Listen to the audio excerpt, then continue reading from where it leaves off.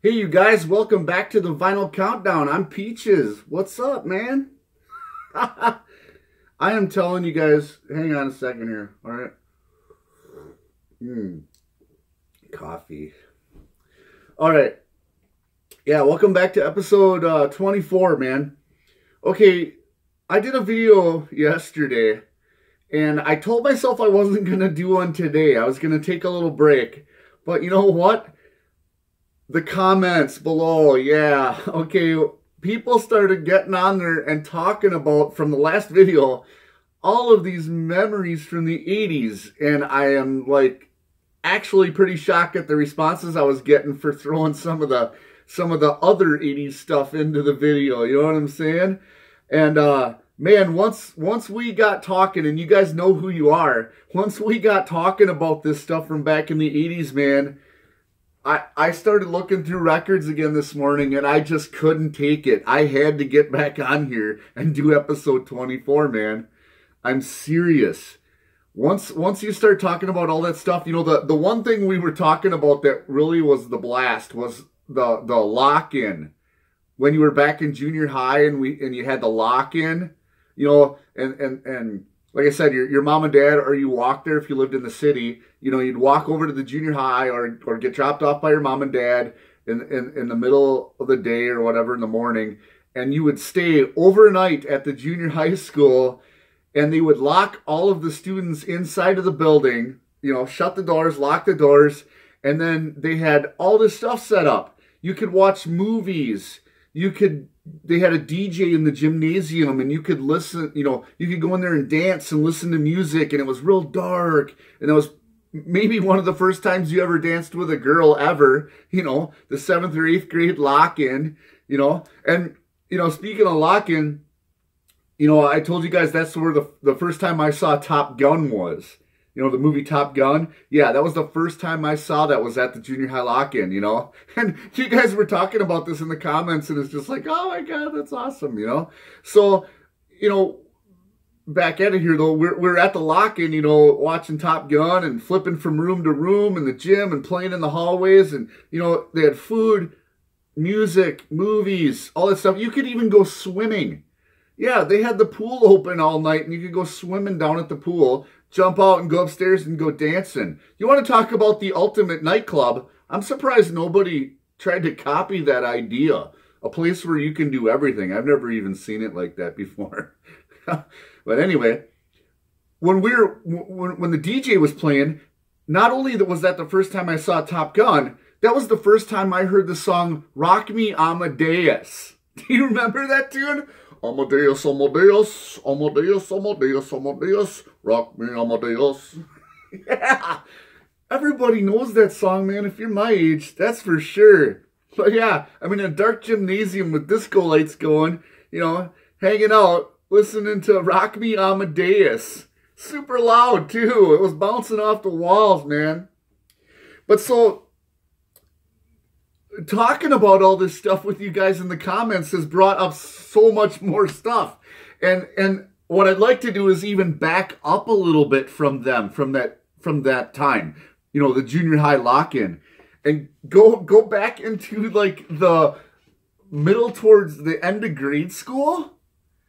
And this is music related, man, you know, because music might as well have been my right arm back then. You know, I'm doing all this stuff over here with my left arm, and music was my right arm. So it was 50% of my existence back then. Music was. You know, and I told you guys about that stuff in my intro to the vinyl community, you know, video. But there's so many things. I remember, you know, going back into that what was it, 4th, 5th grade maybe, somewhere around that range.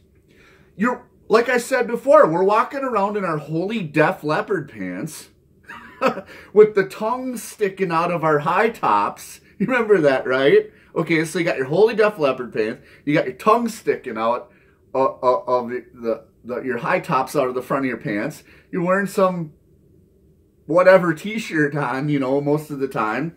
Because I remember this a lot more in the summertime, you know what I'm saying? And then, you know, we'd be outside in the playground listening to, you know, Heaven's on Fire on my buddy's boombox, and then he'd walk back inside and everybody's playing in the gym, and then some dude walks up to me out of the blue and goes, "Have you ever heard of breakdancing?" I'm like, "What? What is breakdancing?" And then all of a sudden he brings out this boombox and throws in this song called, what was it called? Rocket by Herbie Hancock. Do you remember that? Yeah, and it was the first one like I ever heard with the record getting scratched. It was like chew it, chew it, chew it, chew it, chew it. And you're like, what is this? And then this dude proceeds to start showing me how he's been practicing this stuff called breakdancing at home. And he plops down on the gym floor and I'm like, dude, are you having a seizure? What is happening here? You know, like I said, you're in, what, maybe in 4th, 5th grade, something like that. Sure enough, here comes 6 more guys. You know, what is going on here? So we're running around in our Def Leppard pants.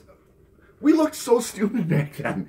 But it all comes down to this word that was on my list yesterday, the word discovery. It was a plethora of discovery in the 80s. Every day was a new day. It's not like it is now where it's like everybody's buried in their phone and then they're like, you know? It wasn't like that back then. Every day was an adventure. And I'm telling you, you know, so here we are walking around in our Def Leppard pants with our tongue sticking out of our high tops, learning this new thing called breakdancing. Okay?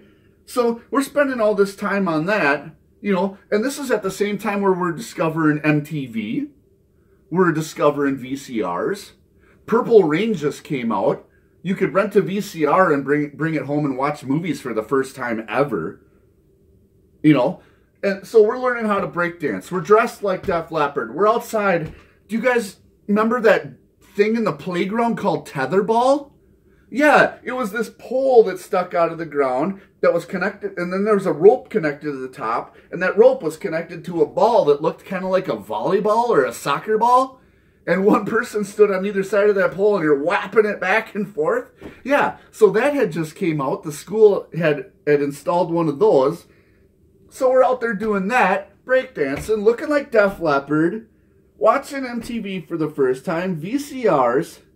And then we got a group of guys over here and we're getting bored with that. We're over there playing a game. Now, don't take offense to this because it was the 80s, okay? And all I'm doing is reciting history. But we were playing a game called Smear the Queer. Do you remember that? Yeah, you had a Nerf football. Yeah, remember Nerf stuff? Yeah, when that first came out, you had a Nerf football or a regular football. And it was a game of tag, but it was 100% contact sport. It was like playing football with no rules. Whoever had the football, you had to chase them around and try to tackle them to the ground. Okay? And it was like a mosh pit at a concert. Do you guys remember that game? Smear the Queer, man. Like I said, don't take offense to it. It was the 80s. You know what I'm saying? So it was a different time. But man, I played that game every day. We got so beat up, and there's a kid, you know, going home with a black eye. You know what I'm saying? Or a broken arm. I remember, yeah, we're walking around with that boombox playing Heaven's on Fire in 1984 with Panama, and some dude breaks his arm on the gym, or on the jungle gym. Yeah, remember that word, jungle gym? Yeah. So we're doing all this stuff, right? And then when you get done with school, we're out jumping we're out with our bicycles, right? And we had these new things called dirt bikes. You had like a Huffy dirt bike or a Track 1000 dirt bike. And that's what you had when, you know, that was the cool bicycle to have that just came out, you know, not too long before that. And what were we doing? Out causing trouble. Out causing trouble. Here comes this kid, you know, from in town here. Comes riding up on his dirt bike, you know, his little bicycle dirt bike. And he's like, "Hey, what are you guys doing?" And he pulls out this can. You remember when you could get lemon drops candy in a like an aluminum can? Well, that little aluminum can looked like a chewing tobacco can, okay? And this kid comes riding up on his bicycle with this lemon drop thing, and he opens it up, and it's full of coffee grounds. And he takes a pinch of that, and he sits there and puts it between his lip and gum. Did you guys ever see that before when you were a kid? So he's pretending he's chewing tobacco, and we're in grade school. It's like, oh yeah, thanks a lot, adults, for showing us all of this stuff, making us look like stupid little kids, you know? Yeah, so he's chewing on coffee grounds to make it look like it was chewing tobacco. Anyway, so he's like, hey, you guys ever jumped dirt bikes before? What? So yeah, there's 3 or 4 of us hanging around, and here it comes. It was like I don't know, a couple of concrete blocks and a piece of plywood, and then you'd set that up like a ramp, and you guys would just go taking off, and whap, you jump your bike over that, and it was nothing but a competition all Saturday afternoon of seeing who could jump their dirt bike the farthest. Yeah, and I ended up in the winner's circle on that one a few times, but man, you did go over the handlebars a couple times and learn your lesson, and you backed off a little bit. But man, it was like, it just goes to show all of this, like, discovery. And not only were we doing all of this stuff at one time or another, that some of us were at home playing this new thing called Atari video games. Yeah, so yeah, you're renting a VCR, you're watching movies. If you were rich, you could buy a VCR. And then if you were rich, your mom and dad bought you an Atari system. You know what I'm saying? We all went through that phase of the VCR and the Atari. We got the VCR before we got the video games, but man, so all of this is, these new discoveries are just coming at us at 100 miles an hour. And then if you weren't, you're sitting there playing Atari, right? And you're a little kid, you're playing Defender, right? With the joystick and the little orange button on the side. And then the game's over, right? So you want to choose another game, and then you pull the old one out and put the new cartridge in, and you're waiting for it to load. Yeah, you remember that thing called waiting for it to load? Yeah, sometimes it took 5 minutes. Well, guess what you were doing between the time waiting for it to load? You're sitting in the living room with a couple of your buddies or friends or whatever, learning some dude's gonna do a body slam off of the corner of the couch arm on top of you, reciting all of these phrases from the WWE and the WWF. So here you're holding your Atari thing, and one of your buddies comes flying off the couch with the super duplex or whatever it was called and slamming you down on the carpet. It was like, okay, line all this stuff up. Atari, breakdancing, Def Leppard dance. It was just nuts. Every day was a new discovery, and you can't stop there. Go back into school again. At the same time, this song called We Are the World came out. You remember that song, We Are the World, where all the rock stars came together and did this thing for World Hunger or whatever? Yeah, so we're planning this World Hunger We Are the World concert in school where all your parents got invited, and we made We Are the World placemats and had a dinner, and then our music teacher taught us all how to sing that song We Are the World, and we completely recreated that. So yeah, you're standing up on these choir risers with your Def Leppard pants on and your high tops singing We Are the World, thinking of what game you're going to play on Atari when you get home, and you might jump your bike off of a ditch or something on your way back. You know what I'm saying? Crazy. Crazy, crazy, crazy. And then to top it all off, we're trying to figure out what the heck this thing is called the safety dance. Yeah. And at the same time, you got your music teacher in school trying to teach you how to sing songs like Whip It. Yeah.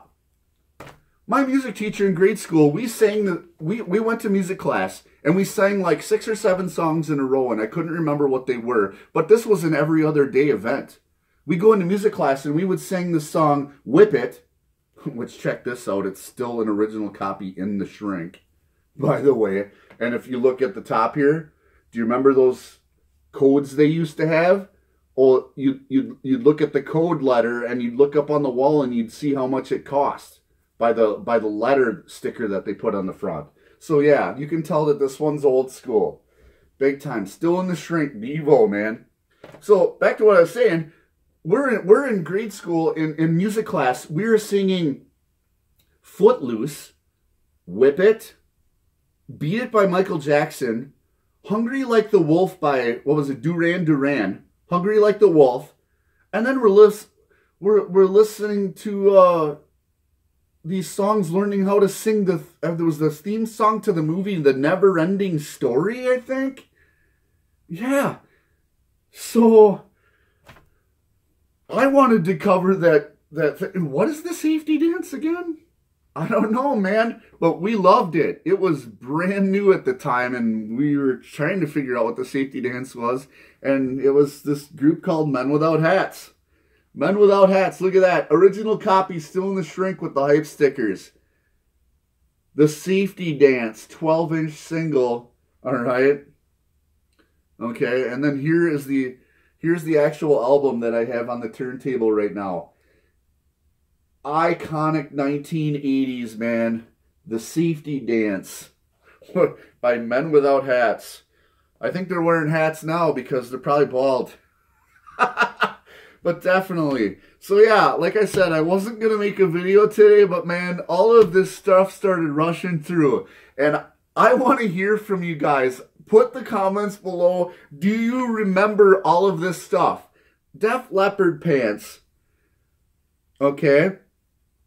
High tops with the tongue sticking out. Learning the word breakdancing for the first time. Herbie Hancock, Rocket. Okay. When you're learning about, did you guys have the We Are the World concert in school? Did you remember that at the same time discovering MTV and VCRs and renting movies? Okay. Then, do you remember tetherball? You know, jumping your dirt bikes competitions with all the kids in the neighborhood. You know, Atari for the first time. My favorite game was Defender. The one where the laser shot out right in front of the ship going sideways like this. Yeah. And then playing Atari or whatever you were doing and having one of your buddies jump off the couch like I'm the #1 man in professional wrestling, totally clobbering you and giving you a carpet burn in between playing video games. Do you remember that part? And then do you remember the first time you heard the safety dance? I'm telling you, man, you are not going to get this stuff anywhere but on the Vinyl Countdown with Peaches. You know, I'm telling you what, I'm glad I made this video today because it gave me a smile, and it's going to be on my face for the rest of the day. And I have this on the record player right now, okay?